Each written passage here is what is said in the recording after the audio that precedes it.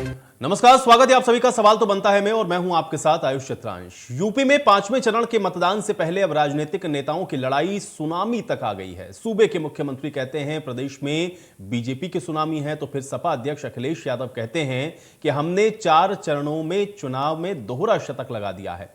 अब सीएम योगी के अपने दावे हैं तो अखिलेश यादव के अपने, लेकिन अभी 3 चरणों का चुनाव होना और बाकी है और अब यह देखना होगा कि आखिर के इन 3 चरणों में मतदान में पलड़ा किसकी तरफ झुकता है। क्योंकि सीएम योगी के हिसाब से यूपी में बीजेपी की सुनामी है, लेकिन वो सुनामी कैसे हो सकती है जब अखिलेश यादव ये कहते हैं कि हमने 4 चरणों में 200 सीटें हासिल कर ली हैं। अब इसमें देखने वाली बात यह होगी कि किसके दावे कितने सही साबित होते हैं, क्योंकि 10 मार्च को फैसला होगा कि आखिर किसके दावों में कितना दम है।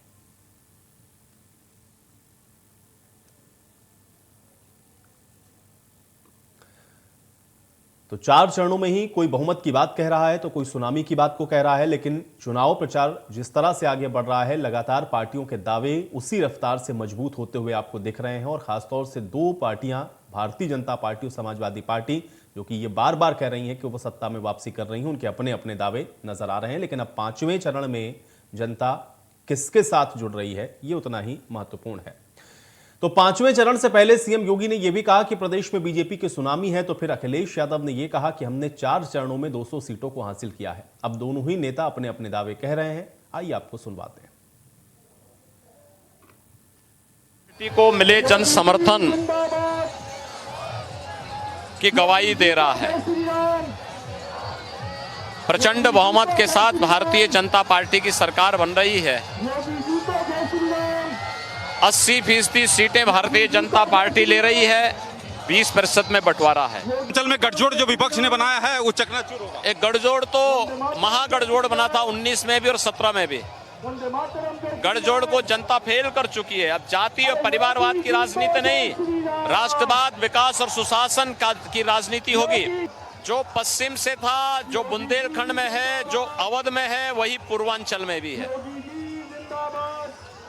ये बीजेपी की सुनामी। जनता ने समर्थन पहले चरण में दिया, उससे ज्यादा दूसरे चरण में समर्थन मिला। पहले और दूसरे में ही समाजवादी पार्टी और गठबंधन ने शतक लगाने का काम किया। तीसरे और चौथे में, तीसरा जिसमें हमने खुद वोट डाला अपना, और चौथा जो कल खत्म हुआ चरण, दूसरा शतक में समाजवादी पार्टी और गठबंधन ने लगा दिया।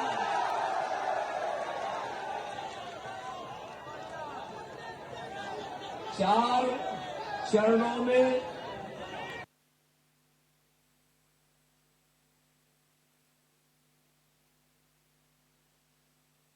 हो या फिर योगी आदित्यनाथ हो, दोनों अपनी अपनी जीत का दावा कर रहे हैं। समाजवादी पार्टी की तरफ से ये कहा जा रहा है कि 4 चरणों में दोहरा शतक लग चुका है और अब आगे आने वाले समय में ये और तेजी के साथ बढ़ेगा। तो भारतीय जनता पार्टी की तरफ से योगी आदित्यनाथ ये कह रहे हैं कि भारतीय जनता पार्टी की सुनामी है, यानी कि प्रचंड बहुमत के साथ भारतीय जनता पार्टी सत्ता में वापसी कर रही है। तो अब 80 और 20 की बात हो रही है, कोई दोहरे शतक की बात कह रहा है 4 चरणों के बाद। लेकिन क्या उत्तर प्रदेश में इस समय जो चुनाव की सियासी तस्वीर है वो साफ हो गई है? 10 मार्च का इंतजार हालांकि सभी को है, क्योंकि असल में किसके दावे कितने सही हैं ये तो उस दिन ही पता चलेगा। लेकिन इन सब के दावों के बीच में अब 5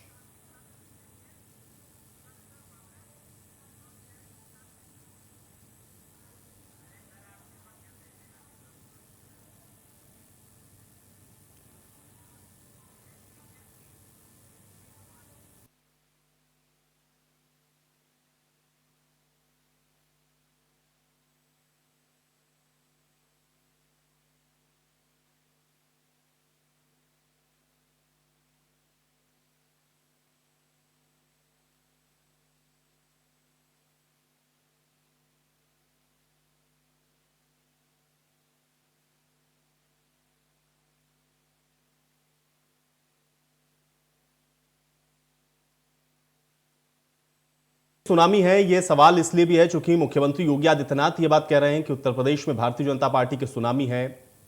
दोहरा शतक कौन लगा रहा है, यह सवाल इसलिए क्योंकि समाजवादी पार्टी कह रही है कि जिस तरह से 4 चरण बीते हैं उसमें समाजवादी पार्टी दोहरा शतक लगा चुकी है और अब आगे आने वाले समय में ही और तेजी के साथ उनकी सीटें बढ़ेंगी।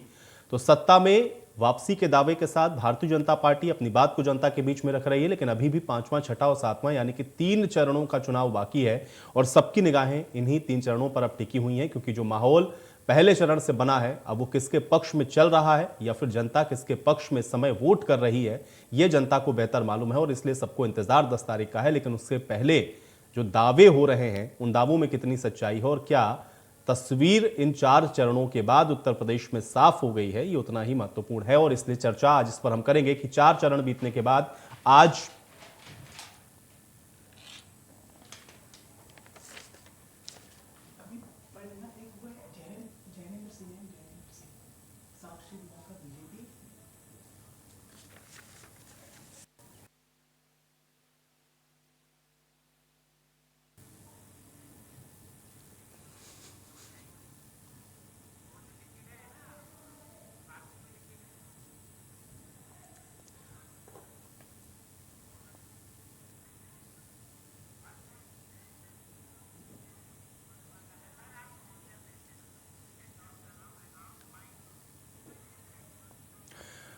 और चलिए आज इन्हीं तमाम सवालों के साथ आज का सवाल तो बनता है कि शुरुआत करते हैं। कुछ मेहमान मेरे साथ जुड़े हैं, पहले उनका परिचय आपके साथ करवा देते हैं, उसके बाद इस चर्चा में आगे बढ़ते हैं। साक्षी दिवाकर जी हमारे साथ जुड़ रही हैं भारतीय जनता पार्टी की तरफ से, बहुत स्वागत है साक्षी दिवाकर जी आपका।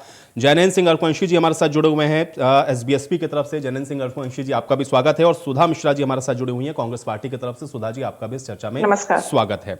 साक्षी जी आपसे इस चर्चा की शुरुआत में करना चाहूंगा, जो कि लगातार हम लोग देख रहे हैं, एक तरफ तो कैंपेनिंग चल रही है लेकिन दूसरी तरफ जो इस समय भाषण हम लोग सुन रहे हैं या फिर जो जनसभाओं के दौरान पार्टी के जो नेता हैं वो कह रहे हैं, उनको किस तरह से देखा जाए। एक तरफ आज योगी आदित्यनाथ एक बार फिर से हम लोगों के साथ इंडिया न्यूज से बातचीत करते हुए कह रहे थे कि भारतीय जनता पार्टी की सुनामी है, तो अखिलेश यादव ये कहते हैं कि भाई हमने तो दोहरा शतक लगा दिया है, अब इसको कैसे देखा जाए। आप कहते हैं सुनामी है, वो कहते हैं हमने दोहरा शतक लगा दिया, सीटें 403 ही हैं, ये दावे किस आधार पे हो रहे हैं? साक्षी जी आपका पहला रिएक्शन मैं इस पर चाहूंगा। देखिए, अगर अखिलेश जी की बातों में दम ही होता तो 2017 में ही उनका काम बोल रहा होता और उनकी सरकार नहीं जाती। उसके अलावा जब उन्होंने दावा किया था 403 सीटों में से 400 उनकी आएंगी, तो जिस प्रेस कॉन्फ्रेंस के दौरान उन्होंने ये दावा किया था, उनके पीछे उन्हीं के पार्टी के जो वर्कर्स खड़े हुए थे वो इस जोक पे हंस रहे थे। तो उनकी कोई बात को अब जनता सीरियसली नहीं लेती, क्योंकि हमने देखा था किस प्रकार की उनकी राजनीति रही थी 2012 से 17 के बीच में। एक सीमित राजनीति उन्होंने की थी, कुछ सीमित जिलों तक वो सीमित रहे थे, कुछ सीमित जातियों तक वो सीमित रहे थे। तो अब भारतीय जनता पार्टी ने जो 17 के बाद से 22 के बीच में जो कार्य किए हैं, उसमें सभी के लिए कार्य किया है। यही कारण है कि हमें पूर्ण विश्वास है कि पूर्ण बहुमत के साथ हमारी सरकार दोबारा बनेगी। हमारी जो जन कल्याणकारी योजनाएं रही है वो बिना किसी भेदभाव के हमने घर घर तक पहुंचाने में हम कामयाबी मिली है और हमें इसलिए पूरा विश्वास है। और जो आज देखिए, जब भी कोई विपक्षी दल ईवीएम को कोसना शुरू कर दे तो समझ लीजिए कि उसे अपने रिजल्ट का पता चल गया है, तभी वो ईवीएम को कोसना शुरू करता है। और हमने चौथे चरण के बाद देखा है किस प्रकार से सपा हो चाहे बसपा हो, ईवीएम को कोसना शुरू कर दिया है उन लोगों ने। जैनेन्द्र सिंह अरकुवंशी जी, मैं आपके पास इसलिए आता हूं चूंकि अभी समाजवादी पार्टी के प्रवक्ता नहीं है, लेकिन आप गठबंधन में हैं उनके साथ, और अब चूंकि जो चरण शुरू हो रहे हैं वहां से आप लोगों की भूमिका भी बड़ी महत्वपूर्ण हो जाती है। एक तरफ तो योगी आदित्यनाथ कह रहे हैं कि अब तो यहां से भारतीय जनता पार्टी की जो सुनामी है वो दिख रही है, और 80 और 20 की बात वो फिर दोहरा रहे थे आज। लेकिन जो दावा अखिलेश यादव कर रहे हैं, जिनके साथ आप गठबंधन में हैं, उस दावों को किस तरह से देखा जाए? क्योंकि आप कह रहे हैं कि आप लोगों ने तो 4 जो फेज हुए हैं उसमें दोहरा शतक लगा दिया, इसका आधार क्या है? आपका रिएक्शन मैं इस पर चाहता हूं। जी, आधार केवल ये है कि पिछली बार जो अभी तक 4 चरणों में 231 सीटों पर चुनाव हुए हैं, उसमें पिछली बार भाजपा ने 191 सीटें जीती थी, लेकिन इस बार हमारी जो सुनामी नहीं है बल्कि बवंडर आ रहा है, और बवंडर में हम 231 में से 200 प्लस सीटें इस बार जीत चुके हैं अभी तक, और अगले 3 चरणों के चुनाव बाकी हैं, उसमें हम इनका लगभग क्लीन स्वीप करेंगे, क्योंकि पूर्वांचल में तो इनके लिए कुछ बचता ही नहीं है। जो थोड़ी बहुत सीटें इन्हें मिली हैं जगह जगह पर टुकड़ों में, वो किस्मत से मिल गई हैं। क्योंकि प्रधानमंत्री जी को अगर ये बोलना पड़े कि मुझसे लिख के ले लो, तो इसका मतलब है कहीं ना कहीं जनता उनसे, चाहे वो प्रदेश की सरकार हो चाहे केंद्र की सरकार हो, डबल इंजन की सरकार से बहुत ज्यादा नाराज है। इस वजह से प्रधानमंत्री को बिल्कुल लिख के देना पड़ रहा है आम जनसभाओं के बीच में जाके। और जो पूर्वांचल में आगे आने वाले चरण है, वहां पर जनता का जो मुद्दा है वो सबसे बड़ा है, जो सांड घूम रहे हैं उनकी फसलों को बर्बाद कर रहे हैं। क्योंकि अभी तक हमने देखा जो चौथे चरण के चुनाव हुए थे वहां पर सबसे ज्यादा खेती होती है, और आगे जो पूर्वांचल की तरफ जैसे जैसे आगे हम बढ़ेंगे वहां पर सांडों का इतना आतंक है कि अब तो लोग नहीं बल्कि प्रधानमंत्री जी कहने लगे कि हमसे लिख के ले लो भैया, हम कुछ ना कुछ आपका सलूशन करके देंगे। यहाँ तक कि गोबर से भी पैसा कमाने की तरकीब उन्होंने बताई है। तो मेरा कहने का मतलब केवल इतना है कि हम 200 प्लस हो गए हैं। आपने आधार पूछा, वो मैंने बता दिया है। जी धन्यवाद। बिल्कुल बिल्कुल ठीक है। सुधा जी, आपका भी मैं रिएक्शन चाहूंगा। देखिए, दो पार्टियां हैं यहां पर जो कि दावे ये कर रही हैं कि वो सत्ता में वापसी कर रही हैं। किसी के सुनामी है तो किसी के शतक, अर्धशतक, और अभी बवंडर की भी बात यहां पर अर्कवंशी जी ने की। आप कांग्रेस पार्टी को कैसे देखती हैं? क्योंकि 4 चरण मतलब आधे से ज्यादा सीटों पर चुनाव हो चुका है और अब 5वां, 6वां और 7वां सिर्फ 3 चरण बचे हुए हैं। कांग्रेस पार्टी का आकलन करें। जी देखिए, जब पौधा जमीन से फिर से उग रहा हो ना, तो किसी को पता नहीं होता उसकी ताकत क्या है। और जहां तक बात हो रही है सुनामी की, तो मैं आपको बता दूं, सुनामी में टी साइलेंट होता है। और जो सुनामी है वो प्राकृतिक तूफान के रूप में होता है, जिसके 3 प्रकार होते हैं: दूरस्थ, क्षेत्रीय और स्थानीय। और ये तीनों रूप में आके चला जाता है। तो कह के लोग मतलब अपने आप को ही नीचे गिरा रहे हैं कि हम तूफान है, तो तूफान रुकता थोड़ी ना है। सामान्य जनजीवन बहुत दिन तक चलता है। तो ये सुनामी के नाम से जो अपने आप को बता रहे हैं कि सुनामी आई है, सुनामी आती है और वापस चली जाती है। सागर की लहरें रुकती नहीं है, वहां पे सब कुछ बहा के ले जाती हैं। तो जो सुनामी की बात हो रही है, उन्हें पता है कि वो रुकने वाले नहीं है, लहर आएगी और चले जाएंगे, लेकिन उनको सीट नहीं मिलने वाली है। तो जाहिर सी बात है उसके बारे में तो इतनी बड़ी बड़ी बातें की जाएंगी और कोई दिक्कत नहीं है। 10 मार्च का दिन बहुत दूर नहीं है और जनता का जो मिजाज है, जो जनता चाहती है परिवर्तन, वो दिखाएगी। साक्षी बहन ने कहा कि विकास किया है। अगर विकास किया होता तो शायद इतने बड़े बड़े जुमलों का प्रयोग नहीं करना पड़ता। आपका काम बोलता, जनता अपने आप आपको। लेकिन सुधा जी, जनता अगर परिवर्तन दिखाएगी तो वो परिवर्तन समाजवादी पार्टी गठबंधन के तौर पर देखेगा या कांग्रेस पार्टी के तौर पर देखेगा? परिवर्तन से आपका आशय क्या है? परिवर्तन से हमारा आशय यही है कि जो सरकार ने अभी तक नहीं किया है, अगर जनता को समझ में आ रहा है कि विकास होना चाहिए था, जो मुद्दे थे जो रह गए थे, जो आज की वर्तमान की जरूरत है, उन जरूरतों को अगर हम ध्यान देंगे। हमें नहीं पता कि मैं 5 साल बाद 10 साल बाद नौकरी करेगी तो मैं तो एज ही चली जाएगी किसी भी युवा वर्ग की। महिलाओं को परिवार चलाना है तो उनके पास साधन ही नहीं होंगे। तो जो वर्तमान को जिएगा वही परिवर्तन चाहेगा। परिवर्तन हमेशा नए की सूचना देता है। तो हमेशा होप फॉर बेस्ट। और मुझे पूरा उम्मीद है कि कांग्रेस पूरे दमखम के साथ वापस आएगी और जनता के उन परिवर्तनों की एक आधार बनाएगी। ठीक है, चलिए। भुवन जोशी जी भी हमारे साथ जुड़ चुके हैं समाजवादी पार्टी की तरफ से। भुवन जी, स्वागत है आपका चर्चा में। भुवन जी, एक तो दोहरे शतक की बात आज अखिलेश यादव ने कही, वहीं मुख्यमंत्री योगी आदित्यनाथ तो बार बार इस बात को दोहरा रहे हैं। तो 80-20 की बात करते हैं, दूसरा ये कह रहे हैं कि अब तो सुनामी चल रही है उनकी। भाई, किसी एक की या तो सुनामी चल सकती है या तो कोई एक 80-20 की बात करेगा। ये सवाल जो आप लोग या जो बात आप लोग कह रहे हैं उसका आधार क्या है भुवन जी? कैसे दोहरा शतक लगा दिया है? कैसे आप लोगों को ये लग रहा है कि आपने बिल्कुल क्लीन स्वीप कर दिया है, दूसरी पार्टी को आप लोग बिल्कुल नकार रहे हैं? इसका आधार जरा समझाएं भुवन जोशी जी। है ये भारतीय जनता पार्टी वर्सेस जनता हो गया है। ये जनता ने चुनाव अपने हाथों में ले लिया है, क्योंकि पिछले 5 साल से अगर आप भारतीय जनता पार्टी के कार्यकाल को देखते हैं तो हमें याद आता है कि वो किसानों के लिए जो उनके अत्याचार थे वो याद थे। हम लोगों को याद है कि वो 700 किसानों की शहादत हो गई। हमें याद है कि किसानों पे फर्जी मुकदमे लग गए। और हम पूरा प्रदेश भूला नहीं है गृह राज्य मंत्री को कि जो सत्ता के अभिमान में रावण बनकर उन्होंने जो उनके बेटे ने अत्याचार करा, 4 किसानों की निर्मम हत्या हो गई, इसको प्रदेश भूला नहीं है। मात्र और छात्रों ने और युवाओं ने जब रोजगार मांगा तो उन पे लाठी की बारिश को प्रदेश भूला नहीं है। इसके साथ साथ मैं कहना चाहता हूं, जो मातृशक्ति की रक्षा का वचन लेके आए कह के आए थे बेटी बचाओ बेटी पढ़ाओ, लेकिन उत्तर प्रदेश की जनता अब कहने लग गई है बेटी बचाओ बेटी पढ़ाओ, लेकिन भारतीय जनता पार्टी के नेताओं से बचाओ, चाहे वो सैगर जी हो, चाहे इनके चिमयानंद जी हो। तो इस तरह का जन आक्रोश भारतीय जनता पार्टी के लोगों के बीच में। और माननीय अखिलेश यादव की एक छवि ऐसी बनी है कि उनका जो कार्यकाल है, पहला वाला जो कार्यकाल रहा, उसमें विकास पुरुष की एक छवि बनी है। उसके बाद उनकी जो छवि बनी है एक सशक्त विपक्ष की बनी है, एक सड़क से लेकर सदन तक संघर्ष करते हुए नेता की बनी है, जिसके कारण जनमानस उनको हाथों में हाथ दे रहा है। और मैं निश्चित तौर पर कहना चाहता हूँ आपके चैनल के माध्यम से, हमारा दोहरा शतक 4 चरणों में लग चुका है। साक्षी जी, जवाब दीजिए। देखिए, सबसे पहले तो अभी हमारी कांग्रेस की प्रवक्ता बहन बोल रही थी कि सुनामी जब आती है तो फिर मतलब सुनामी के बारे में काफी डिटेल में बताया। तो मैं बताना चाहती हूँ, भारतीय जनता पार्टी जब की जो सुनामी की बात हम कर रहे हैं तो हम सफाया से मतलब है, हमारा मतलब है कि जो बाकी पार्टियां उनका सफाया हो जाएगा। और ये सुनामी पहली बार नहीं आएगी, 2017 में भी हमने इस तरह की सुनामी देखी थी जिसमें भारतीय जनता पार्टी के सामने कोई भी पार्टी नहीं टिक पाई। इसके अलावा अभी बहुत बड़े बड़े वादे कर रहे थे, तो मैं ये बताना चाहूंगी कि 2017 से 22 का बीच का जो कार्यकाल हमारा रहा था, उस बीच में भारतीय जनता पार्टी के द्वारा उत्तर प्रदेश में क्या क्या बदलाव किया गया था। यहाँ आए दिन दंगे होते थे, दंगों का प्रदेश बोला जाता था, बीमारू राज्य में इसकी गिनतियां होती थी। आज जब ईज ऑफ डूइंग बिजनेस में नंबर 2 पे आ गया, तो ये उत्तर प्रदेश के लिए बहुत बड़ी बात है, क्योंकि हमारे पास ह्यूमन रिसोर्स की अगर बात करें तो प्रदेश पूरे देश में सबसे बड़ी जनसंख्या हमारे पास है, लेकिन तब भी हमारी गिनती बीमारू राज्य में होती थी।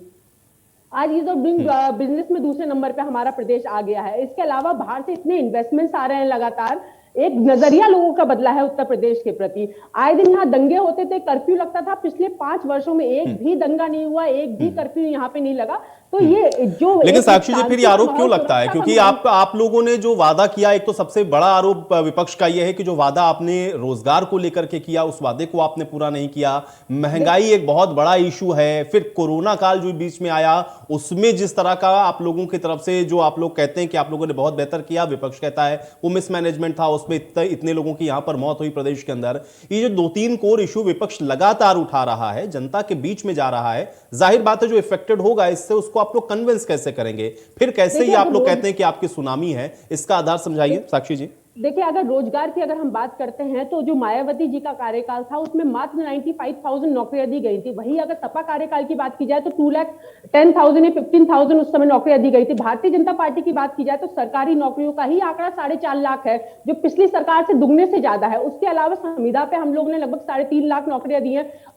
82 लाख नई MSME स्टैब्लिश की गई है। तो कई तरीके के अवसर भारतीय जनता पार्टी ने रोजगार की जनता के लिए दिए हैं, हमारे युवाओं को रोजगार के अवसर दिए हैं। और लगातार क्योंकि जनसंख्या हमारी इतनी बड़ी है तो इसमें समय लगेगा धीरे धीरे, लेकिन हर तरीके की, चाहे वो सरकारी माध्यम से हो, चाहे संविदा के माध्यम से हो, चाहे लोन देके उनको MSME एस्टैब्लिश करने की बात हो, तो लगातार भारतीय जनता पार्टी प्रयास कर रही है कि लोगों को अधिक से अधिक मौके मिले।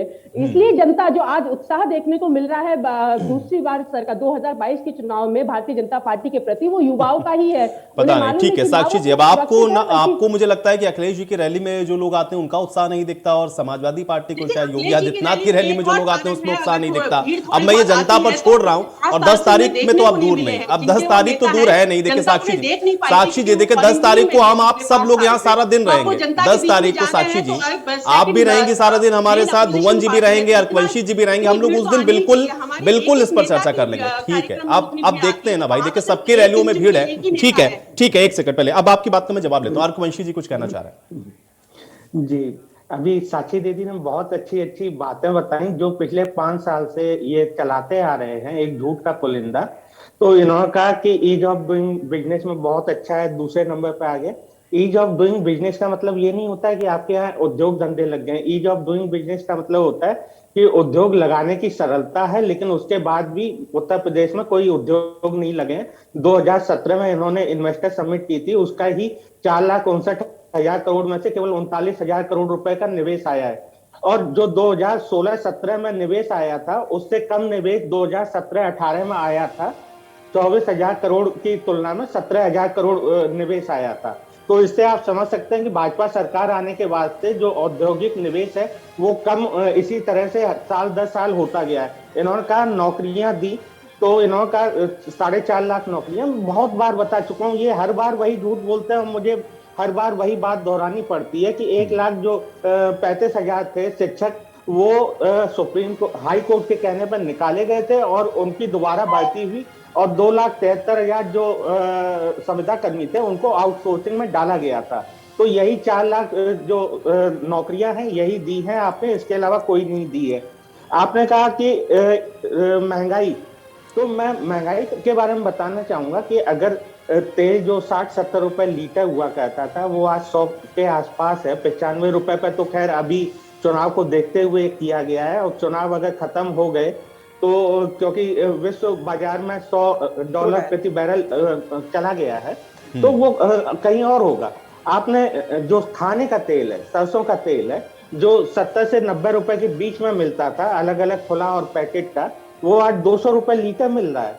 आप चाहे किसी भी चीज का खुदरा बाजार में जाके देखिए, उसकी महंगाई दर देखिए, हर महीने वो महंगाई दर और दोगुनी रफ्तार से बढ़ती जा रही है, ना कि वो कम हो रही है। अगर वो स्थिर भी हो जाती तो हम कहते हैं कि महंगाई चलो स्थिर है, लेकिन यहाँ पर दूसरी चीज आती है क्रय शक्ति। आपके लोगों की क्रय शक्ति घट गई है और आपकी महंगाई बढ़ती जा रही है। ये खाद में कोड़ का काम करती है। यहाँ पे एक और जो आपने पहले बार बोला था, ईवीएम को कोसेंगे, नहीं, ईवीएम को कोई नहीं कोस रहा है, आप ही कोस रहे हैं। आप ही अभी से ईवीएम का मुद्दा आपने सबसे पहली बार उठाया। अभी तक मैं पिछले 3-4 महीने से डिबेट कंटिन्यूअस इस चैनल पर कर रहा हूँ, तो किसी ने ईवीएम का मुद्दा विपक्ष में नहीं उठाया। ये आप ही नहीं जैनिन जी, देखिए साक्षी जी का आशय ये था, क्योंकि जब वोटिंग हो रही होती है तो उस समय कई जगहों से इस तरह की जो शिकायतें हैं वो आती हैं, और उसमें समाजवादी पार्टी भी, भारतीय जनता पार्टी भी, सभी पार्टी के लीडर्स होते हैं जो कहीं कहीं ये शिकायत करते हैं कि फला सेंटर्स पर ईवीएम में कुछ दिक्कत है या वो चल नहीं रही। मुझे लग रहा है उनका कंटेक्स्ट वो था, बाकी अब देखेंगे। छेड़छाड़ की गई है। देखिए आज प्रधानमंत्री प्रत्याशी बोल रहे हैं चरण से करना शुरू करेंगे। वो हर जगह हो रहा है, वो हर जगह हो रहा है, उसमें कोई बात नहीं। वो टेक्निकल इशू हो सकता है, वो टेक्निकल इशू हो सकता है। चलिए, चुनाव में दांधली हुई है। वो था उत्तर प्रदेश जैसे बड़े राज्य के, इतने बड़े राज्य होते हुए भी हमारा जो इन्वेस्टमेंट समिट था वो दूसरे राज्य। चलिए ठीक है, चलिए ठीक है। साक्षी जी मैं आऊंगा, आराम से आप जवाब दीजिएगा। पहले अभी मैं और लोग का रिएक्शन लेता हूँ। पहले सुधा जी, कितना आया ये तो ठीक है, अभी जवाब दूंगा, अभी दूंगा। अभी साक्षी जी आराम से पूरा डाटा तैयार रखिए, साक्षी जी पूरा डाटा तैयार रखिए, आपसे मैं जवाब लूंगा, लेकिन पहले और रिएक्शन लूंगा मैं। पहले और रिएक्शन सुधा जी। जी चित्रांश जी, बहुत बहुत धन्यवाद।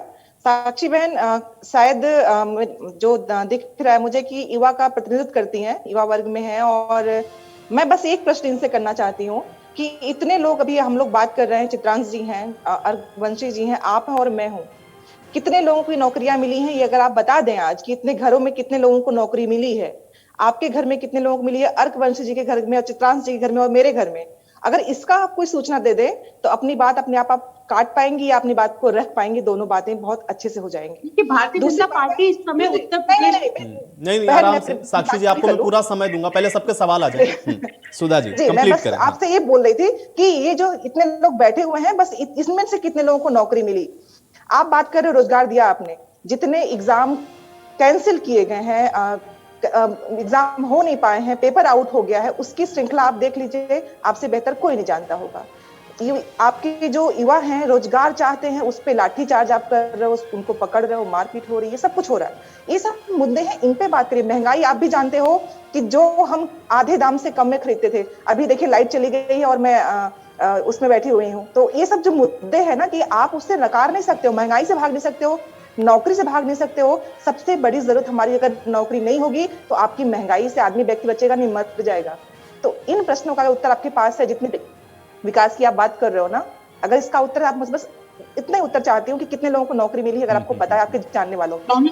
ये ठीक है भुवन जी, पहले ठीक है साक्षी जी ठीक है, इंडिविजुअल ठीक है, एक सेकंड ऑफिशियल स्टेटमेंट जारी किया था इसको बताने के लिए कौन कौन से डिपार्टमेंट में हमने कितनी नौकरियां दी थी किसी के परिवार। साक्षी जी मुझे लग रहा है मैं भुवन जी का सवाल ले लेता हूँ, उसके बाद आराम से आप जवाब दीजिएगा। सबके सवाल हैं आपके लिए। पहले भुवन जी। हाँ भुवन जी,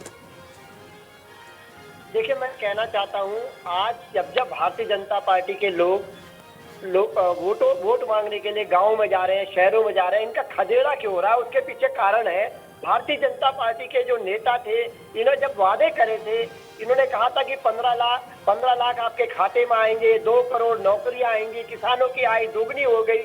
और जब ये हिजाब की बात करने लग गए तो उत्तर प्रदेश की जनता और समाजवादी पार्टी कहने लगी है कि हिसाब दीजिए। तो ये जब इनके नेता आज कोई वादा करते हैं और फिर कहते हैं वो तो चुनावी जुमला था, अब जो ये वादे करना चाह रहे हैं, चाहे गुजरात के नेता आके, चाहे आपके हिमाचल के नेता आके उत्तर प्रदेश में, तो लोग कह रहे हैं कि हम तुम पे विश्वास नहीं करेंगे। उत्तर प्रदेश की जनता ने कह दिया कि उत्तर प्रदेश की सेवा करने का काम कोई करेंगे तो उत्तर प्रदेश के बेटे माननीय अखिलेश यादव जी करेंगे।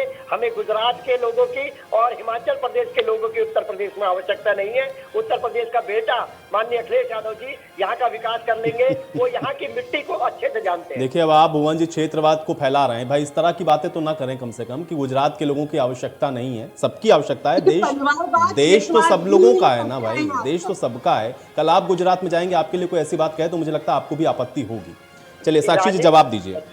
देखिए, ये इन्होंने परिवारवाद और क्षेत्रवाद ही फैलाया है, इसलिए ये भी सीमित समिट के रह गए। मैंने शुरुआत में की थी कि पहले हम देखते थे परिवार के आपके उसमें नहीं है, नोटिफिकेशन आने से पहले ही लोग झोला लेके चल देते थे दलाली करने के लिए। तो इसलिए अगर आज कैंसिल भी किया जा रहा है तो उसके पीछे एक मंशा है कि बिना किसी दलालीबाजी के या बिना किसी चीटिंग के एग्जाम हम कंडक्ट करवा सके। तो अगर कहीं पे हमें सूचना मिलती है कि कोई एग्जाम लीक हुआ है या कुछ, तो हम उस गलत लोगों के हाथ में नौकरी जाने से अच्छा है उसे अरे तो कैसी व्यवस्था है, कैसी व्यवस्था है कि ऐसा हो रहा है? किसी एक ही जाति के बच्चों को नौकरी मिलती है या एक सीमित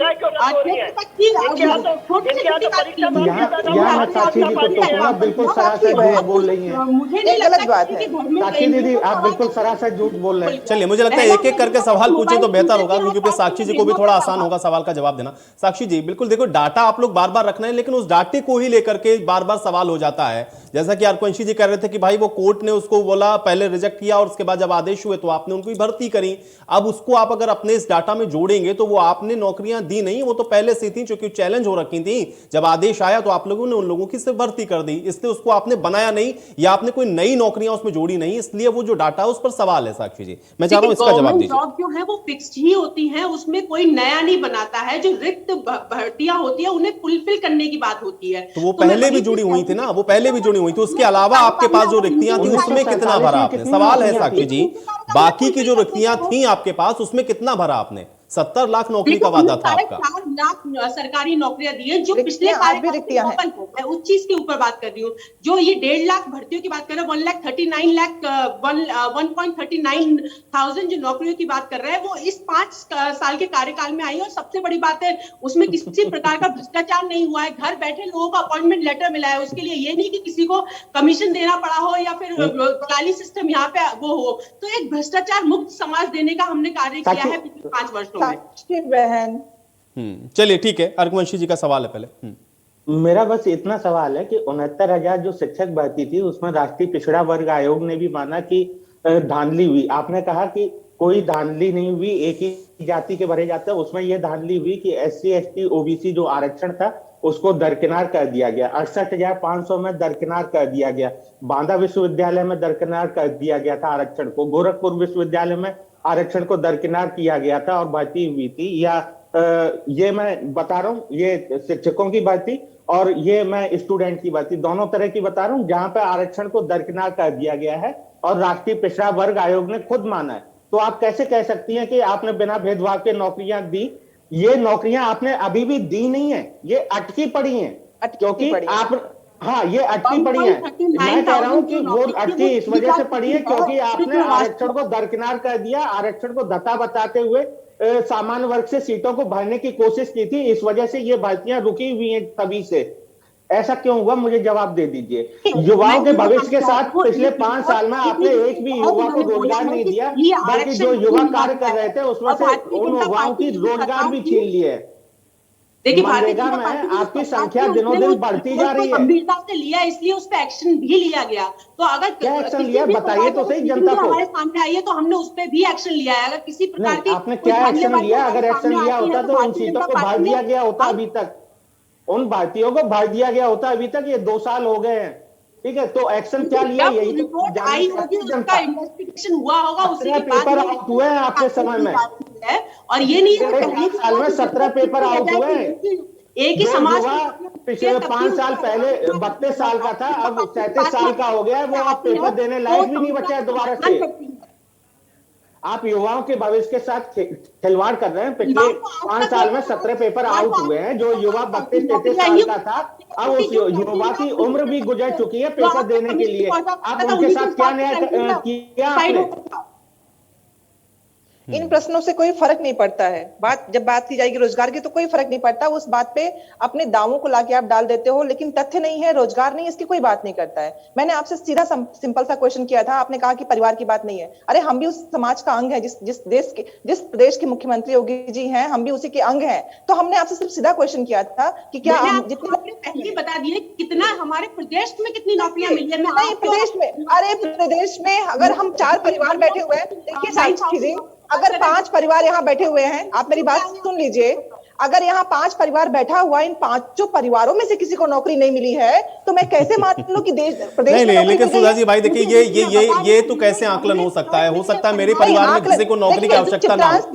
नहीं सुधा जी देखिए, अब आपकी बात का खंडन मैं इसलिए भी इस तरह से कर सकता हूँ, मैं अपने परिवार में इकलौता हूँ, मेरे माता पिता ऑलरेडी उनके पास नौकरी है, मैं कहीं और नौकरी कर रहा हूँ, मुझे जरूरत नहीं सरकारी नौकरी की, अब मुझे जरूरत ही नहीं थी, मैंने उसके लिए अप्लाई नहीं किया। सुधा जी मेरा सवाल, मैं आपकी बात को समझ रहा हूँ, लेकिन जरूरी नहीं ना कि इन 5 परिवार में से किसी एक को नौकरी मिली ही हो, ऐसा जरूरी तो नहीं है ना। शुरुआत ऐसे ही होती है, कोई पिछले 5 साल में मिठाई खाई है किसी भी आपके आस पड़ोस में? जैन जी आपको जरूरत नहीं थी, आपको जरूरत नहीं थी, बहुत से परिवार जिनको जरूरत है। बिल्कुल सही बात है सुधा जी, उस पर मेरा एतराज नहीं, लेकिन ये जरूरी नहीं ना कि यहाँ जो लोग बैठे उनके परिवार में अगर किसी को नहीं मिली इसका मतलब इन्होंने नौकरी दी ही नहीं। इस 5 में आप अगर अकेले हो, लेकिन इन 5 में किसी के 4 भाई, किसी के 3 भाई, किसी की 2 भाई बहनें होंगी, उनको जरूरत है, इस बात को मानना। जरूरत से किसने इनकार किया सुधा जी? मैं ये नहीं कह रहा हूँ, आप ये कह रहे हैं ना कि यहाँ पे 5 में से अगर किसी के यहाँ नहीं मिली तो इसका मतलब इन्होंने दी नहीं। ये सवाल जो आप कर रहे थे ना, इस पर मेरा एतराज है। नौकरी की आवश्यकता तो है, उसकी कौन उदाहरण था उसका, जैसा कि अभी हमारी साक्षी बहन ने कहा कि अगर पेपर आउट हुए हैं तो व्यवस्था की कमी थी। अरे क्यों हुई कमी? एक बार अगर कमी हुई तो दूसरी बार नहीं होनी चाहिए थी। पिछले 5 सालों में हर बार कमी हो गई। हमने अगर हमें कहीं से सूचना मिली है तो हमने उसको रोक दिया, वो एग्जाम दोबारा एग्जाम के लिए वो नौकरी ही। ठीक है, चलिए भुवन जी कुछ कहना चाह रहे हैं, पहले मैं भुवन जी को शामिल करता हूँ। भुवन जी ठीक है, 1 सेकंड साक्षी जी जन कल्याणकारी योजना का लाभ हो, चाहे सरकारी नौकरी हो तो सही रहता है। ठीक है साक्षी जी, अब कितना लाभ मिला है भाई, ये तो जनता तय कर रही है ना, बराबर तय कर रही है। भुवन जी देखिए, मैं कहना चाहता हूँ ये बड़ा गंभीर प्रश्न है जिसको हम लोग समझ नहीं पा रहे हैं, और ये समझने की कोशिश इसलिए नहीं कर पा रही भारतीय जनता पार्टी के लोग क्योंकि उनपे इस समय अहंकार का जो चश्मा लगा हुआ है। क्योंकि देखिए, कोई भी बच्चा हो, हमारा बच्चा, आपका बच्चा, हमारे परिवार का बच्चा, कहीं भी हमारे देश का बच्चा, हमारे प्रदेश का बच्चा हो सकता है जिसने तैयारी करी थी, उस तैयारी करने में उस पेरेंट्स की आशा का केंद्र, उसके और भाई बहनों के आशा का केंद्र, वो सभी प्रभावित होते हैं जब परीक्षाएं रद्द हो जाती है, या जब परीक्षाओं में पता चलता है कि इनका जो माफिया है उसकी वजह से वो इंटरव्यू कैंसिल हो गए, परीक्षाएं कैंसिल हो गई। इस प्रश्न पे बड़ा गंभीर चिंतन करने की आवश्यकता है। भारतीय जनता पार्टी के लोगों को इसको इस तरह से हल्का करने की आवश्यकता नहीं है, क्योंकि हम महसूस करते हैं अगर युवा हताश होता है, समाजवादी पार्टी महसूस करती है अगर युवा हताश होता है तो उसका असर कहीं ना कहीं। लेकिन भुवन जी वो तो सबकी सरकारों में, कोई एक सरकार का नाम मुझे गिनवा दीजिए जिसमें भर्ती निकली हो और वो भर्ती जाके कोर्ट में चैलेंज ना हुई हो। नहीं, मैं आपको दूसरा विषय बता रहा हूँ, जो विषय बहुत हमेशा होता है, ये हमेशा से चला आ रहा है। युवा तो इसके लिए भी मेंटली प्रिपेयर हो चुका है कि पहले हम पेपर देंगे, उसके बाद उस पेपर में कुछ धांधली होगी, फिर वो नौकरी हमारी जो आएगी वो कोर्ट में चैलेंज हो जाएगी, फिर वो फंसी रह जाएगी। ये तो इतिहास है। एक गंभीर पत्रकार हैं आप, तो मैं एक आशा कर रहा हूं कि जितने हमारे अन्य साथी राजनीतिक दलों के विचारधारा हमारी बेशक अलग अलग है, लेकिन एक बात में हमें इकट्ठा होना चाहिए उत्तर प्रदेश के लोगों को कि हमारे यहाँ के नौजवानों के अंदर हताशा ना आए, उसके भविष्य के प्रति कोई लापरवाही ना हो, इस तरह का संकल्प लेने की आवश्यकता। तो ये तो आप ही लोग करेंगे ना, ये तो भुवन जी आप करेंगे, या तो साक्षी जी करेंगी, या सुधा जी करेंगे। भाई आखिर तो अल्टीमेटली आप लोगों को ही निर्धारित करना है ना। उसी विषय पे मैं अपनी भारतीय जनता पार्टी की प्रवक्ता साथी को कहना चाहता हूँ कि जो 5 साल के कार्यकाल में योगी जी, ये सुन लिया करें थोड़ा सा, साक्षी जी प्लीज सुन लिया करें। जो 5 साल के कार्यकाल में हम, जब आप बोल रहे थे हम सुन रहे थे आपको, 5 साल के जो कार्यकाल में हमारे उत्तर प्रदेश के युवाओं में जो हताशा का वातावरण आया, जो सुसाइड रेट बढ़ाया है, तो उसका कहीं ना कहीं कारण आपकी जो गवर्नमेंट का फेलियर है। सुधा जी, चूंकि अब देखिए थोड़ा सा पॉलिटिकल यहां पर इस चीजों को समझना इसलिए भी जरूरी है। देखिए एक तरफ तो हम लोग देख रहे हैं समाजवादी पार्टी जो कि बार बार ये कह रही है कि वो एक बेहतर विकल्प के तौर पर है। आप जिन मुद्दों को उठा रही हैं सुधा जी, इन मुद्दों को आप लोग लगातार उठा रहे हैं। मुझे कोई ऐसा चुनाव बता दीजिए जब से आप लोग सत्ता में बाहर गए जिसमें आपने महंगाई को ना उठाया हो, जिसमें आपने बेरोजगारी की बात ना की हो, जिसमें आपने नौजवानों की बात ना की हो। उसके बाद भी आपके इन मुद्दों के साथ जो प्रदेश की जनता है वो क्यों नहीं जुड़ पा रही, और इस बार आपको क्यों लग रहा है कि आपका प्रदर्शन अच्छा हो जाएगा जब उनके पास विकल्प के तौर पर अभी समाजवादी पार्टी है? सुधा जी देखिए, विकल्पों की बात हमेशा बनी रहती है, जबकि चूंकि एग्जाम की तरह होता है, आपको पता है एग्जाम में 2 में से 3 विकल्प तो होते हैं जो कि लगते हैं कि सही है, लेकिन ये एग्जाम देने वाले पे डिपेंड करता है ना कि वो जब जान जाए कि कौन सा विकल्प पूरा सही है। जनता को ये समझने में देरी इसलिए लगी क्योंकि महंगाई और बाकी के मुद्दे इन लोगों ने उसको आने ही नहीं दिया, मुद्दा उन्होंने बनने ही नहीं दिया। कुछ न कुछ लपेट के उसको एक अच्छे लिफाफे में बना के पेश किया गया जनता को। और जो लेकिन सुधा जी, उत्तर महंगाई प्रदेश तो हमेशा से एक विषय रहा है। नहीं, मुझे तो नहीं, कोई चुनाव महंगाई याद दिख आता ही रहा नहीं है, कि महंगाई को भी मुद्दा ना महंगाई हो। को महंगाई नहीं, हमेशा से मुद्दा इशू रहा बनता है, लेकिन बल्कि जनता भारतीय किससे जनता पार्टी आकृष्ट तो हो रही है? महंगाई का ही मुद्दा बना करके आ गई थी। मुद्दा बना के आ गई थी, लेकिन उसके बाद किया क्या उसने? उसी जनता को जब वो समझ गए कि हाँ ये आए थे इसी से, लेकिन किया क्या? जस्ट डबल ट्रिपल उनका बढ़ गया। तो अब वो समझ गए हैं कि जिसकी हम बात कर रहे थे उनको समझ में नहीं आ रहा था ना। 32 साल हो गए प्रदेश के अंदर आपको। 32 साल हो गए, लेकिन इस बार ये मैं दावे से नहीं कहूंगी क्योंकि हम लोग भविष्यवक्ता नहीं है, लेकिन जो हमने वर्क किया, जो हमने काम किया है, जो जनता से जुड़ाव हमारा रहा है, वो हम 100% कर सकते हैं कि कांग्रेस जनता के साथ जुड़ी है। जो खामियां रह गई होंगी जनता से जुड़ाव की, वो हमने पूरी की है। और हम जानते हैं कि इस समय हमारी युवा, हमारी महिलाएं जो देश के कर्णधार के रूप में होते हैं, मैं यहाँ पे किसी को अलग नहीं कर रही हूँ। आप जानते हो हर परिवार में युवा और जो महिलाएं होती हैं, परिवार के पूरे आगे बढ़ने में उनका पूरा योगदान होता है। बार बार प्रश्न होता है ना कि आप लोग बार बार जात धर्म की बात करते हैं। आप देखोगे कभी भी जब कांग्रेस आती है तो जात धर्म के नाम पे किसी जात विशेष का नाम नहीं लिया जाता है, लेकिन चुनाव आते ही बाकी लोग इस तरह से टूट पड़ते हैं उस पे कि जनता उसमें कंफ्यूज रह जाती थी। अब नहीं रहती है क्योंकि वो मुद्दे अब रहे ही नहीं। सबको मालूम चल गया कि जीने के लिए, इस कोरोना ने बता दिया कि जीने के लिए व्यक्ति के पास अर्थ और व्यक्ति होना ही जरूरी है। ये समझ में आने के बाद अब स्थिति बेहतर होने वाली है। सुनामी वापस जाती है, आती नहीं है। इसलिए मैं अपनी साक्षी बहन को कहती हूँ कि जो आपने दिया था कि मैं आप सुनामी में सबको ले जाओगे, सबको नहीं, जो आपके साथ है आप उनको लेके जाओगे, बाकी लोग बचे रहेंगे। साक्षी जी जवाब दीजिए। आपने सुनामी को ज्यादा ही सीरियसली ले लिया। मैंने आपको ये नहीं, भी नहीं, हमने नहीं लिया है, हमने नहीं लिया है। आप ही के द्वारा कहा गया है, आप लोगों के द्वारा। देखिए आके वापस जाते सही है, लेकिन सब सफाया करके सुनामी वापस साक्षी बहन, मैं इसमें एक बड़ी बात कहना चाहूंगी।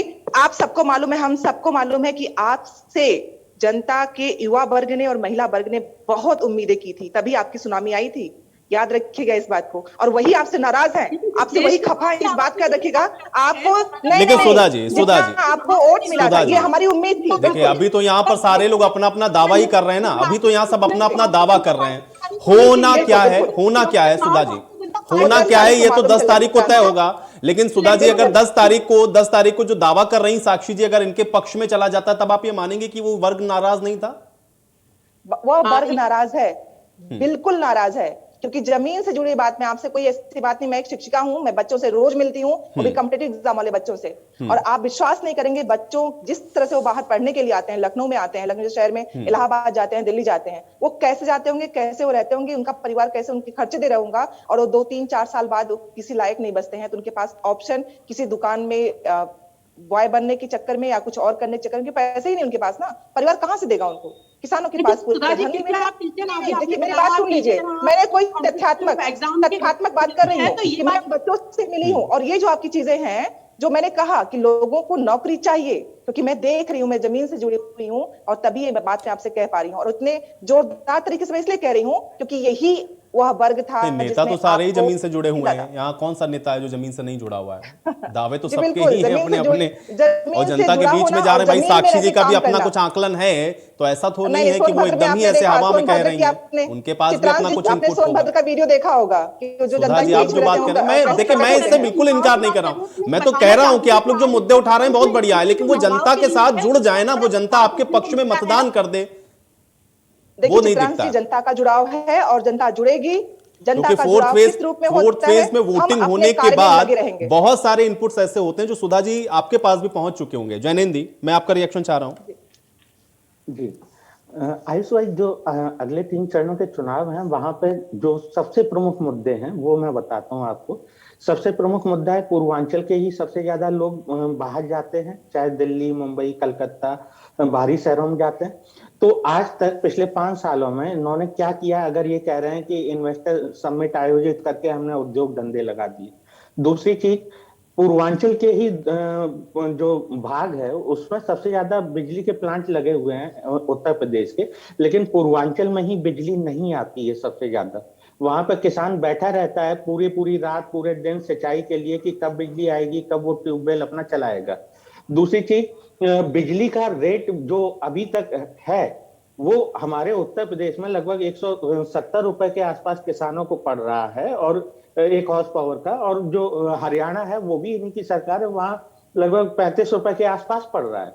तो बिजली भी एक समस्या, बिजली का रेट भी एक समस्या, बिजली का आना ना आना भी एक समस्या है।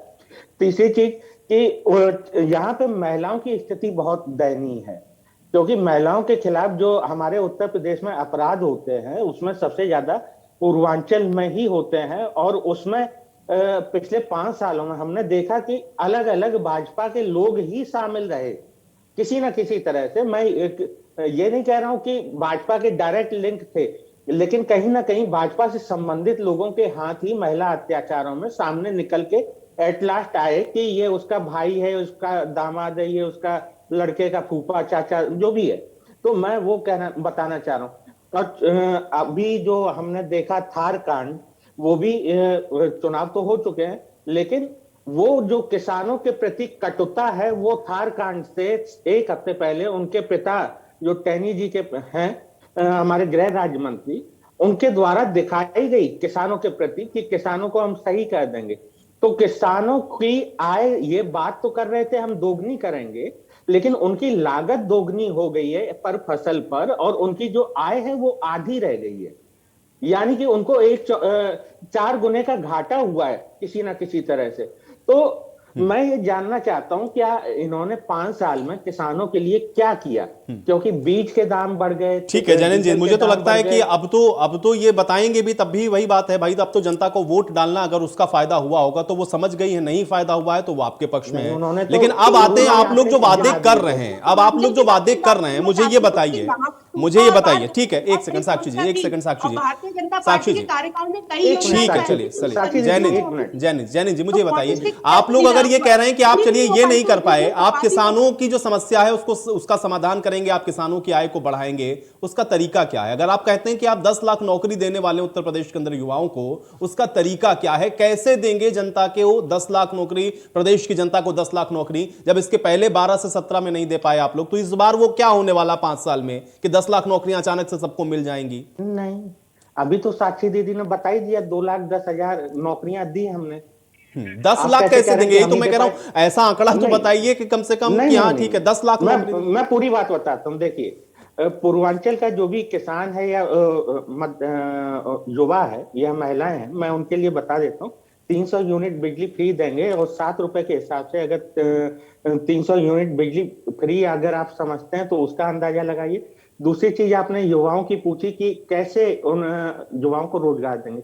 आपको पता है 20.5 लाख, लगभग 21 लाख पद जो है वो उत्तर प्रदेश की सरकारी नौकरियों के हैं टोटल, जिसमें से 5.5 लाख पद खाली पड़े हुए हैं आज भी, जिसमें से 3,30,000 शिक्षकों के पद खाली पड़े हुए हैं, उनको भरा जाएगा। 5.5 लाख पद ये हो गए। उसके अलावा इन्होंने कई पदों को खत्म कर दिया, जैसे चतुर्थ श्रेणी के पदों को खत्म किया था इन्होंने, लगभग लाखों पद खत्म किए थे इन्होंने। प्रेरकों के पद खत्म किए थे, हर गांव में 2 या 3 प्रेरक होते हैं, और उत्तर प्रदेश में 97,000 गांव हैं। इन्होंने जो प्राइमरी स्कूल के प्रिंसिपल होते हैं उनके पदों को खत्म किया, वो भी हजारों पद होते हैं। ये मैंने वो पद बताए हैं जो इन्होंने पता नहीं कब से चले आ रहे थे ये पद। तो जैनेन्द्र जी, इस हिसाब से तो 12 से 17 वाली जब सरकार चली तो मुझे लग रहा उस समय भी दे ही देनी चाहिए थी नौकरियां, उस समय भी तो पद खाली पड़े थे। ऐसा तो था नहीं कि जितने थे उतने सब में आपने भर्ती कर दी थी, ये बाद में हो गए। आयुष भाई, 17 से लेकर के 22 में 10 लाख पद खाली हो गए। युवाओं को क्या रोजगार नहीं दिया गया था संगठित क्षेत्र में और असंगठित क्षेत्र में, दोनों क्षेत्रों में? तो वो तो सारी सरकारें करती है, कोई कम करता है कोई ज्यादा करता है, लेकिन जो वादे आप लोग कर देते हैं वो कैसे पूरा करते हैं आप लोग? 100% उसको पूरा कर पाते हैं क्या? का मुद्दा था ही नहीं। मुद्दा इस वजह से नहीं था क्योंकि युवाओं को रोजगार दिया जा रहा था। ऐसा नहीं है कि उस समय युवाओं को रोजगार नहीं दिया जा रहा था। इन्होंने तो कुछ भी रोजगार नहीं दिया, बल्कि जो काम कर रहे थे, सरकारी नौकरियों में थे, उन लोगों के पद ही खत्म कर दिए। जल निगम में 1400 पद खत्म कर दिए और बोला कि ये दानली के थ्रू आए हैं। ठीक है, अगर दानली के थ्रू आए हैं, लेकिन अब ठीक है, मुझे तो लगता है कि वो बहुत बेहतर आप जान सकते हैं, क्योंकि उस समय तो आप 17 में इनके साथ ही लड़ रहे थे, इसलिए आपको पता उस समय मुद्दे क्या थे। बहरहाल जोशी जी जो जोशी फ्री जी। बिजली की आप बात करते हैं, ठीक आप है। ये बता दीजिए। तो अभी मैं देख रही हूँ सुधा जी के यहाँ पे बिजली आ गई है, तो जो बिजली की समस्या थी भारतीय जनता पार्टी उसका सॉल्यूशन दे चुकी है। अब बिजली की समस्या बची नहीं ही ठीक है है। भाई, वो तो मुझे किसानों ये को दे रहे हैं ना बताइए पुनीत, तो आपने भी वादा कर दिया ना, अब तो वो वादे पर आप भी आ गए। भुवन जी ठीक है, एक सेकंड, भुवन साक्षी जोशी बहन, जी, आपने साक्षी भी जी, फ्री साक्षी कर दिया। जी, भुवन जोशी जी, छपाया जाता है, बिजली की भुवन जी, समस्या का निदान हो गया। भुवन मुझे जी, बताइए, भुवन जी, पिछले किसानों 22 की साल आय को में कैसे आपने बढ़ा देंगे आप, और कितने कैसे आपने जो वादा किया है युवाओं को नौकरी देने का, वो कैसे दे देंगे? क्योंकि 12 से 17 तक इस प्रदेश के अंदर युवाओं ने और किसानों ने सब देखा है। एक सेकंड साक्षी जी, साक्षी जी, साक्षी जी, वादों पर आते हैं। साक्षी जी ठीक है, बिना किसी भेदभाव के देंगे, सिर्फ ठीक वीआईपी है। जिलों तक नहीं सीमित ठीक है, रखेंगे ठीक है, उस ठीक है, बिजली को। चलिए, और वो भुवन हमने जी। पूरा किया। ठीक है भुवन जी। साक्षी बहन, देखिए, समाजवादी पार्टी जो है वो संवाद में, और दूसरा विषय, हम लोग एक्सपर्टीज में विश्वास करते हैं। हम भारतीय जनता पार्टी की समस्या क्या रही? भारतीय जनता पार्टी की समस्या ये रही कि जो एक्सपर्टीज है किसी भी विभाग के, उनसे ये संवाद नहीं करते और कार्यक्रम इनके फेल हो जाते हैं। हमारा जो मैनिफेस्टो बना है, चाहे किसान के मामले में, चाहे युवाओं के मामलों में, उनके एक्सपर्टीज से हम लोग बैठा के उनके साथ संवाद करके हम लोगों ने तैयार करा है। उस मैनिफेस्टो को लागू करने की संकल्प हमने लिया है, और उस संकल्प को आप देखेंगे जो 5 साल का माननीय अखिलेश यादव जी का कार्यकाल होने जा रहा है, उसमें आप देखेंगे उनको हमने लागू करने का काम करना है। तो संकल्प पत्र तो हर चुनाव से पहले जारी होते हैं, 100% कौन पूरा करता है, यही तो मैं पूछ रहा हूँ ना। मैं आपको विषय दे देता हूँ, एक सेकंड में। देखिए, आप पत्रकार हैं, ये आपका विषय है। मैं कानून का, राजनीति शास्त्र का विद्यार्थी हूँ, ये मेरा विषय है। अगर मैं बोलूं कि मैं अर्थशास्त्र का भी विशेषज्ञ हो गया, मैं भूगोल का नहीं भुवन विशेषज्ञ जी, हो मैं गया, इसलिए ही तो आपसे ये पूछ रहा हूँ ना कि उस वादे को पूरा करने के लिए कुछ तो मैकेनिज्म डेवलप किया होगा। प्रवक्ता होने का मतलब मैं ये तो इतना तो कम से कम समझता हूँ ना कि आपके पास ये जानकारी होगी कि साहब हमने ये तैयार किया है, हम ऐसे करेंगे। मैंने कहा कि जो इस हमारे इन विभागों के, चाहे और मेरा सवाल पत्रकार होने के नाते ये है कि फिर मैं उसमें 12 से 17 के बीच में भी देखूंगा ना, आपका जो संकल्प पत्र था उसमें से आपने कितने प्रतिशत वादे पूरे किए थे? देखिए, मैं कहना चाहता हूं, बहुत गंभीरता से आपके चैनल के माध्यम से कहना चाहता हूं, हमारा जो मैनिफेस्टो है, एक्सपर्टीज के साथ राय मशवरा करके, उनकी राय लेके, अन्य अन्य फील्डों के लोगों की राय लेकर हमने उसको लागू करने का एक योजना बनाई है। और 5 साल में आप देखेंगे जब माननीय अखिलेश यादव जी का कार्यकाल होगा, वो योजना सब आपको धरातल पे दिखाई देगी। ठीक है, चलिए सुधा जी, सुधा जी। जी जी, मैं सबसे पहली बात, चूंकि जो भर्तियां नहीं हुई हैं, जो सरकारी भर्तियां हैं, उनकी तो हम बात जो है वो तो होंगी। जो आपने प्रश्न पूछा कि कैसे विकसित हो सकती है उद्योग, लोगों को रोजगार कैसे मिल सकता है, तो आप जानते हैं अपना उत्तर प्रदेश जो हमारे उद्योग हैं, निम्न स्तर से लेके उच्च स्तर तक आप देखेंगे, हथकरघा से लेके अगर हम बागवानी तक जाएं तो लखनऊ को आप जानते हैं कि जो मैंगो प्रोसेसिंग है अपना, लखनऊ उसमें सबसे अव्वल है। लकड़ी पर नक्काशी हो, प्रिंटिंग हो, परफ्यूम हो, पुदीना हो, पेपरमेंट हो, आलू प्रोसेसिंग हो, आध्यात्मिक पर्यटन हो, कालीन हो, चमड़े की बात हो, जूतों की बात हो, है ना, पीतल की ताले, कोई भी बात हो, हमारे पास इतने उद्योग हैं हमारे पास पहले से ही। अगर इन पे अगर इनको औद्योगिक समूह के रूप में किया गया होता तो शायद हमें आज ये प्रश्न न पूछा पड़ता इनसे कि रोजगार क्यों नहीं है। एक दिन आपके चैनल पे या किसी चैनल पे होता है, लोगों ने कहा कि आपने नौकरी सिर्फ सरकारी क्यों करनी है? अरे भाई, सरकारी नौकरी करनी है क्योंकि सरकार दे रही है नौकरी, आपको सरकार चलाना है तो हमको सरकारी नौकरी देनी भी है। तो प्रश्न की बात नहीं है, बात है अगर उसके बाद जो पद बचता है तो हमें कैसे अपने औद्योगिक इकाइयों को आगे बढ़ाना है। हथकरघा बुनाई अगर पीछे हो गया है, उसे कैसे आगे लाना है। प्रिंटिंग और परफ्यूम, अगर कन्नौज की बात करें, हम फर्रुखाबाद की करें, उसको कैसे आगे करना है। पुदीना और पिपरमेंट को लेके आप बाराबंकी जानते हैं कितना आगे है, उसे कैसे आगे करना है। मिट्टी के बर्तनों को लेके बुलंदशहर की अगर हम बात करें तो उसे कैसे आगे करना है। अपना अगर आगरा है जहां पे पत्थर और एकीकृत पर्यटन के नाम से उसको हम बढ़ा सकते हैं, तो ये इन चीजों पे अगर काम किया जाएगा तो जो हमारे युवा हैं उनके पास रोजगारों की कमी नहीं होगी। बिल्कुल। साक्षी जी, साक्षी जी मुझे ये बताइए, साक्षी जी मुझे ये बताइए, देखिए इन लोगों ये तो वादे कर रहे हैं, और वादे कर रहे हैं तो जनता हो सकता है इनके साथ इसलिए भी जुड़े क्योंकि अभी आपका तो रिपोर्ट कार्ड इन लोगों के सामने है, क्योंकि वो बात तो पुरानी हो गई। 12 से 17 में जो उन्होंने किया उस पर तो आपने वोट ले लिया, 17 से 22 का रिपोर्ट कार्ड सबसे महत्वपूर्ण है। और अगर आपने पिछली बार जो वादा किया था उसको पूरा नहीं कर पाए हैं तो इस बार जनता आपके नए इस जो वायदे हैं उस पर भरोसा कैसे कर रही है और कैसे सुनामी आ रही है आपकी? देखिए सुधा जी ने अभी जो भी चीजें बताई हैं कि हम इस माध्यम से कर सकते हैं, मैं बताना चाहूंगी वन डिस्ट्रिक्ट वन प्रोडक्ट जो बहुत फेमस भी हुआ था, ना सिर्फ उत्तर प्रदेश में बल्कि अन्य राज्यों ने भी इसकी तारीफ की थी, वो इसी का नाम है। जो जिस डिस्ट्रिक्ट का जो भी फेमस प्रोडक्ट है उसको हमने डेवलप करवाया, उसे उसका एडवर्टाइजमेंट एक अच्छे तरीके से किया, उसे हमने और ज्यादा प्रोत्साहित करते हैं हम लोग। उसके माध्यम से प्रचार की बात नहीं हो रही है, प्रचार की बात नहीं हो रही है, प्रचार बहुत अच्छे से करते हैं हम लोग, पूरे चुनाव में प्रचार ही कर रहे हैं आप लोग, पूरा पेपर पत्रकारिता पूरा पैसा। देखिए साक्षी जी अपने बातों में आपने कहा एडवर्टीजमेंट, बिल्कुल आपका पूरा फंड प्रचार पे खर्च हो रहा है, आपकी पूरी फंडिंग प्रचार पे, हर पेपर के 4-5 पेज आपके होते हैं, कोई खबरें नहीं, तो आप तो फंडिंग में भी खर्च कर रहे हो ना। अगर उस फंडिंग को आप कहीं और खर्च करते तो ये आपको कहना नहीं पड़ता। बिल्कुल नहीं, एडवर्टीजमेंट करिए, एडवर्टीजमेंट पे जो खर्च कर रहे हैं उसको उद्योगों के विकास में लगाते तो ये प्रश्न पूछना ही नहीं पड़ता आपसे, ये हमें कहना ही नहीं पड़ता। एडवर्टीजमेंट के नाम पे पूरे समाचार पत्रों में आप पहला दूसरा तीसरा हर पेज आपका, उसको जनता पे खर्च करिए। मार्केट कैसे डेवलप होगा? एक बहुत ही बेसिक चीज होती है, किसी भी चीज को अगर हम चाहते हैं कि उसका सेल बढ़े या उसके माध्यम से रोजगार और बढ़े तो उसका प्रचार प्रसार होना आवश्यक है। इसीलिए बस प्रचार प्रसार ही करना है, प्रचार प्रसार करना है, होगा पार्टी डेवलप भी करके भारतीय जनता पार्टी नहीं, आप भी जानते हैं प्रचार हुआ है।